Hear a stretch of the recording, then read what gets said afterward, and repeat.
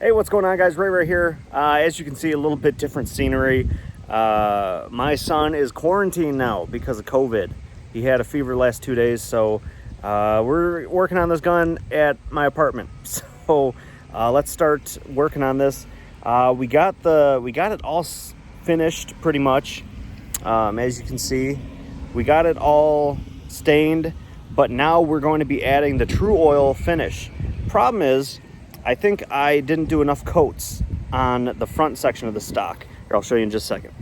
So I don't know if the video is going to do it justice, but the front section looks just a shade lighter than the back. I think I lost count of how many times I did each one because I had to do these in two different sections. But I think I did one more coat on the rear than I did in the front. So what we're gonna do is apply one more coat in the front, and while that's drying, we're gonna start the Tru-Oil process on the rear section of the stock.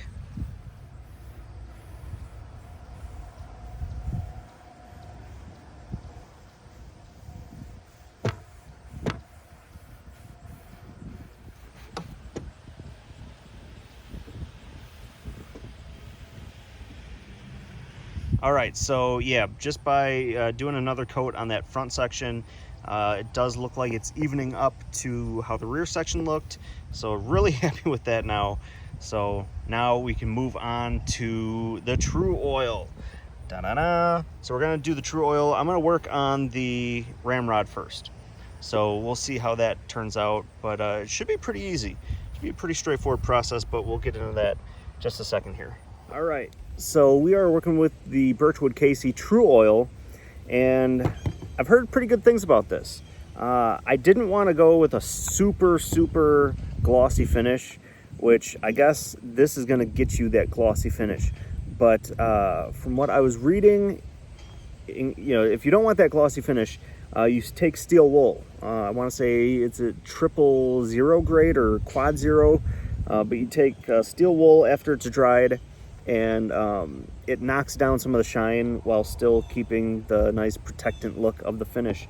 But it's gonna, maybe give it more of like a matte finish, which is kind of what I'm looking for. I don't want something super glossy.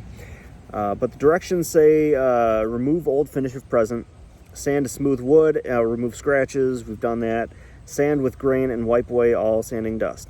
Now, one thing I didn't do is I meant to wipe down the stock with a damp towel to raise the grain and then go back over it. So I didn't do that. So just by going over with the finish or the stain, it did raise the grain. But now what I did here, the reading that I was doing, it said that if you just apply the stain, don't sand it after you apply the stain. Put on your finish, put on your Tru-Oil or whatever other finish you're using.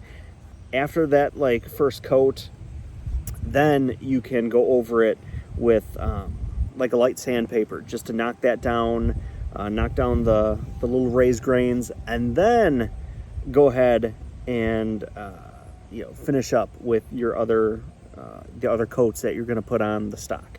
So that's what I'm going to do. I'm going to go over, do a first coat on the ramrod and the stock itself, or the rear stock, because we're going to let that front section dry. We're going to let that dry, get all that done, and then we might come back with the Tru-Oil tomorrow to do the front section. Yeah, I guess a lot of the instructions that I was seeing was to just kind of put it on your fingers like this and apply with the grain. So let's see what we can do here. So the first coats of Tru-Oil that we were doing here just soaked right into the wood very quickly. But what you want to do is you just want to keep the Tru-Oil on the wood as you're pretty much massaging it into the wood. It is going to soak in pretty quick, but you're going to want to just do even coats, but you're going to want to keep it pretty wet, I guess, just so it will allow that first coat to really soak into the wood. And your fingers will get pretty sticky, so I wish I would have wore gloves, and you'll see that coming up. Okay, so yeah, my fingers are real sticky now. But now we're gonna move on to the stock. And I'm gonna position the camera down now so you don't have to keep looking at me, and you'll actually see the stock itself, and you know how this is going to look the first couple coats on here. All right, now one thing I wish I would have done differently is I wish I would have applied smaller amounts. Now, when I first did the ramrod, I looked and I seen that it was just soaking up so quickly into the wood. So I think I was just like putting a lot on and just hoping for the best, really. But I found out that if you just do small amounts and you know, really rub it in a circular motion, about 2-inch increments, it really helps to put the finish to really get it into the wood. But my way of doing this, I think it created a fine base coat. You know, seeing that we were working with a pretty rough stock as it was just a pretty good base coat just to get it soaked into the wood. All right, this is later on in the day after I'd let the stocks sit out in the sun to bake for a little while. But what I'm doing here is this is 600 grit wet dry sanding paper, and I put the Tru-Oil down, and of course you can see I'm wearing gloves now because it gets really sticky.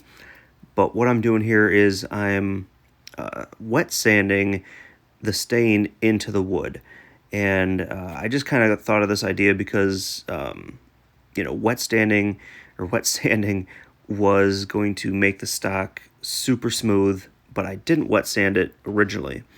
But I just figured by wet sanding with the stain or with the Tru-Oil, that would really help also push it into the wood, and also with the slurry of the other sawdust and everything, it should have really helped. And I actually really liked how it turned out. And so right here, as you can see, I'm just showing, I guess, how it turned out. You'll see here by the hand grip and forward is what I didn't sand. And I don't know if you can tell how much, I guess, more shiny or smooth it even looks just in the video from, you know, only sanding that rear section. So, you know, now you can see I'm working on the hand grip. I'm going to start working my way forward, and you'll just see just how much smoother it all ended up coming out to be. And I actually really liked doing this way. It really actually seemed to work pretty well. And in the future here, you'll see how it all turned out after I let it dry overnight. Okay, this is actually a better example. You see in the front here, you could actually see how rough it is in the front and how it just gets so much smoother towards the rear. So if you are looking to do this and you're going to use Tru-Oil, I would suggest maybe trying this for yourself. It really seemed to work for me, and yeah, I would just really suggest this way. It's pretty easy to do. All right, now here we are, all dried and finished. Now on this side of the rifle, I did hit it with some 000 steel wool to try to knock down some of that shine. In the video, it looked a lot shinier than it actually does in person for some reason. I don't know if it was the direct sunlight, but yeah, you'll see here, it has more of a matte finish, and I don't know if you can gauge that in the picture, but in this next video here, it is going to be the non-steel wool side. I just wanted to do a comparison, and so you could actually see quite a bit more of a sheen, quite a bit more of like a glossy look on this side. So depending on what your taste is, if you like glossy or matte, go ahead and hit it with some steel wool. It'll knock down some of that gloss. All right, thank you guys so much for watching. In the next video, we're going to be browning the barrel, and that was an experience all in itself. And I'm gonna, oh man, yeah, we're really gonna get into this in the next video here. But browning the barrel, yeah, that was definitely an experience. But I want to thank you guys so much for sticking around, watching these videos.